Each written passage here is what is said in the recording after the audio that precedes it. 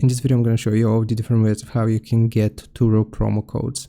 Now, the first one will be the newsletter and email signups. So if you sign up for Turo's email newsletter or create an account, companies often send out promo codes to new users or through special promotions via email.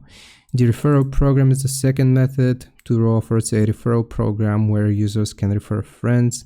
Both you and the person you refer may receive a discount or promo code when they sign up and book their first trip.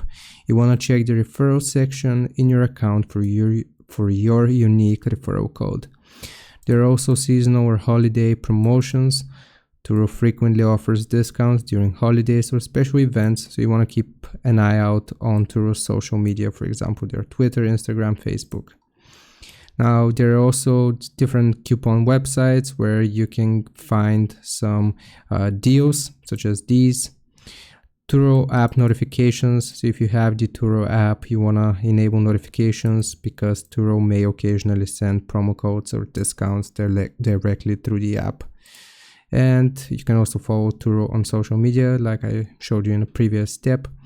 And there are also some student or military discounts. Sometimes Turo offers discounts for specific groups like students or military members.